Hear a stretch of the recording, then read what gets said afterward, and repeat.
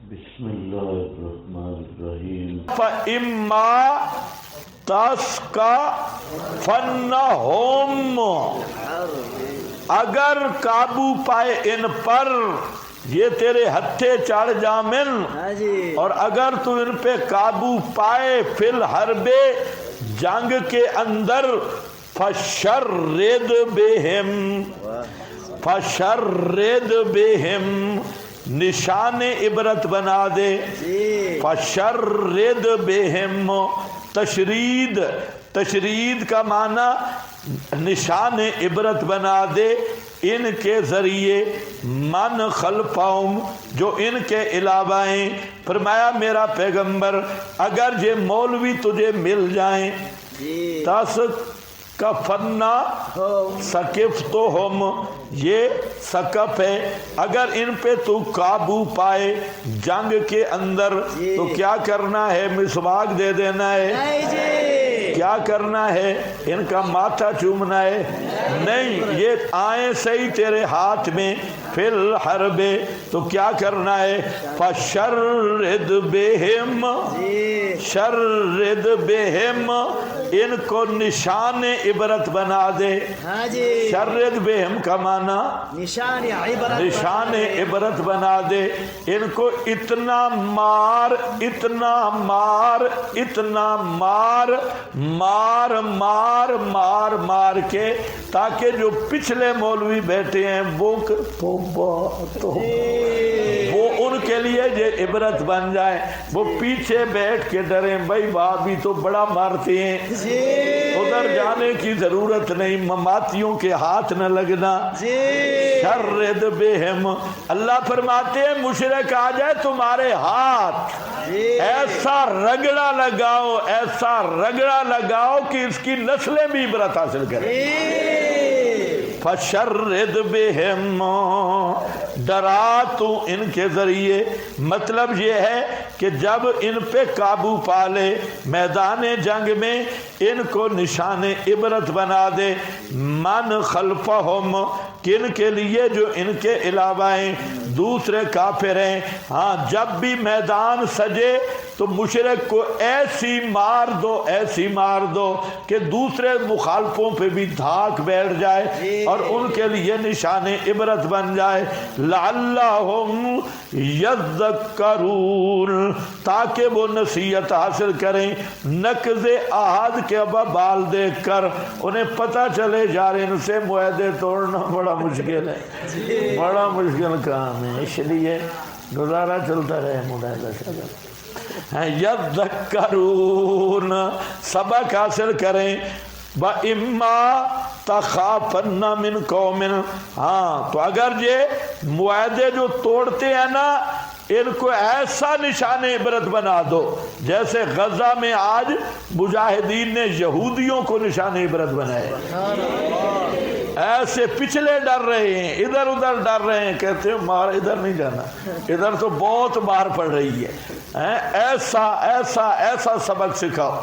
وَإِمَّا تَخَافَنَّ مِنْ قَوْمٍ، اگر یہ دوسری قسم ہے، اگر آپ خوف کرتے ہیں یعنی کسی قوم سے آپ کا معاہدہ ہے لیکن خطرہ یہ ہے کہ وہ خیانت کریں گے اور معاہدہ توڑ دیں گے، تو پھر کوئی مسئلہ نہیں. اما کیا لکھا ہے؟ قسم ثانی، تو قسم اول بھی کہیں ہوگی، اور پہلا قسم اول ہے. فَإِمَّا کے اوپر لکھا ہے. فَإِمَّا یہ قسم اول ہے کہ یہ وہ لوگ ہیں جو آپ سے معاہدے توڑتے ہیں. یہ اکثر یہودی تھے جو معاہدے کر کے توڑ دیتے تھے. اس کا ضابطہ بیان کیا جا رہا ہے، قانون، کہ اگر یہ جنگ میں مل جائے تو ان کا رگڑا ایسا نکالو کہ نشان عبرت بنا دو. اور دوسرا وہ کہ جنہوں نے معاہدہ کیا ابھی تک توڑا نہیں ہے لیکن عہد شکنی کا خطرہ موجود ہے، خوف موجود ہے، تو کوئی مسئلہ نہیں، آپ معاہدہ ختم کر دیں لیکن معاہدہ ختم کرنے پر آگاہ کریں. سمجھ گئے؟ فَانبِذْ إِلَيْهِمْ، پھینک دو ان کی طرف، احود کو، عَلَىٰ سَوَاءٍ، کا مطلب ہے اس طرح کہ تم اور وہ برابر ہو جاؤ جاننے میں، آگاہ کر دو ان کو۔ اما تخافن، یا آپ خطرہ کرے کسی قوم کی خیانت کا، من قوم خیانتن، خیانت سے مراد آج شکنی ہے، تو پھینک دو الیہم ان کی طرف عہد کو برابر برابر، یعنی انہیں آگاہ کر دو برابر طور پہ۔ ان اللہ لا یحب الخائنین، اس لیے کہ اللہ نہیں پسند کرتا خیانت کرنے والوں کو۔ یہ اسلام کے جنگی اصول بھی دیکھتے آؤ، نرے عدل اور انصاف پہ مبنی ہے۔ اللہ فرماتے ہیں میدان جنگ میں کافر سے بھی خیانت نہیں کرنی، مسلمانوں کو کفار کے ساتھ بھی خیانت کرنے کی اجازت نہیں، اور آج کل مسلمانوں سے کرتے ہیں۔ کافر کے ساتھ میدان جنگ ہے، تلواروں کی چمک ہے، بمباری ہو رہی ہے اور ٹینک چل رہی ہے، لیکن فرمایا خیانت نہیں کر سکتے۔ وہاں پر بھی امانت کے ساتھ رہو۔ یہ صرف اسلام کے خصائص اور برکات ہیں۔ ہاں، یہی وہ سلامتی والا مذہب ہے جو عدل و انصاف کا علم این میدان جنگ میں بھی خیانت کی اجازت نہیں دیتا۔ دنیا کا کوئی قانون ایسا نہیں۔ اب دیکھو جتنے جنگ کرنے والے ہیں وہ کہتے ہیں کہ امریکہ اور اسرائیل اور یہ لوگ یہ ہیومن رائٹ والے لوگ ہیں، حقوق انسانیت والے، لیکن کیا کہتے ہیں کہ ہمارے لیے کوئی ریڈ لائن نہیں، اس لیے دنیا جہان میں جو دھوکہ کریں، جو خیانت کریں، سب ان کے لیے اپنے لیے جائز سمجھتے ہیں۔ دنیا کا کوئی قانون اس عدل و انصاف اس سے واقف نہیں جو اس قانون محمدی اور نظام محمدی کا عدل و انصاف ہے کہ این جنگ میں بھی تم نے خیانت نہیں کرنی، اور معاہدہ اگر توڑنا ہے پہلے بتانا پڑے گا، اور تمہیں بھی پتا ہو کہ معاہدہ ختم، کیونکہ اسلام کا مقصد زمین کا ٹکڑا لینا نہیں ہے۔ اسلام کا یہ مقصد نہیں ہے کشمیر بنے گا پاکستان، یہ اسلامی مقاصد نہیں۔ اسلام کا مقصد یہ ہے کہ پاکستان میں بھی ہوگی حکومت لا الہ الا اللہ کی۔ تو اسلام کا مقصد اعلاء کلمت اللہ، توحید کی بلندی، اور وہ ہوگی صحیح طریقے پہ۔ توجہ ہے میری طرف، خیانت اور غدر سے نہیں ہوگی، خیانت اور غدر سے نہیں ہوگی، صحیح طریقے سے ہوگی، کوئی جی نہیں، بالکل بالکل تمہیں جی نہیں، خیانت سے نہیں ہوگی۔ اب لوگ تمہیں کیا کہتے ہیں؟ ہم طریقہ جمہوریت و طاغوتی ہے، لیکن اس ذریعے ہم اسلام نافذ کرنا چاہتے ہیں، ہم اسلام کا غلبہ چاہتے ہیں، لیکن اور جہاد، میدان جہاد میں بھی غلط طریقہ اختیار کرنے کی اسلام نے اجازت نہیں دی۔ تو جہاں ووٹوں میں غلط طریقہ کرنے کی اجازت دے دی اسلام نے کہ جمہوریت ہے تو کفر ہے، تو شیطانی خدمت اور نوکری، لیکن مقصد ہمارا ٹھیک ہے۔ تو مقصد ٹھیک ہو تو کسی عورت سے زنا کرتا ہے اور مقصد ہے کہ میرا بچہ مجاہد ہوگا اور جہاد پہ بھیجوں گا، مقصد تو بڑا ٹھیک ہے۔ اب کہے گا نہیں، طریقہ تھوڑا سا طاغوتی تھا، مقصد ہمارا ٹھیک تھا، تو پھر تو سارے چکرے والے بھی آزاد ہیں۔ ہر آدمی زنا کرے نیک مقصد کے ساتھ کہ اگر میرا بچہ پیدا ہوا تو جمعیت علماء اسلام کا MNA بنے گا، MP ہے، اگر اس نیت کے ساتھ اگر میرا بچہ پیدا ہوا تو جماعت اسلامی کا فارم پر کرے گا، اس طرح بچے پیدا کرنا زنا کے ذریعے یہ جائز بن جائیں گے۔ بھائی مقصد تو نیک ہے، جماعت اسلامی میں بھی اضافہ ہوگا اور جمعیت میں بھی اضافہ ہوگا۔ تو پھر یہ جو بہانہ کیا جاتا ہے جی طریقہ تو غلط ہے، طریقہ طاغوتی کفری ہے، لیکن ہمارا مقصد ٹھیک ہے، مقصد ٹھیک ہے، طریق غلط ہے، تو غلط طریق تو جہاد میں نہیں منظور۔ جہاد میں فرمایا، دیکھو جہاں پر حدیث لکھی ہے وہ فرماتے ہیں سلیم بن عامر یقولو فرماتے ہیں حضرت معاویہ اور رومیوں کے درمیان عہد تھا، وکانا یسیرو اور حضرت معاویہ ان کے شہروں کو فتح کرتے گئے، حتیٰ یسیرو فی بلادہم حتیٰ اذن قضل عہد، حتیٰ کہ جب عہد ختم ہوا یکدم حملہ آور ہو گئے، فَإِذَا رَجُلٌ عَلَىٰ دَابَّةٍ ایک آدمی جانور پر تھا، گھوڑے پر تھا یا اونٹ پہ تھا، وَهُوَ يَقُولُ وہ کہہ رہا تھا اللہ اکبر وفاء لا غدر، وفاء لا غدر، غدر نہیں ہے، دھوکہ نہیں ہے، وفا کرنی ہے۔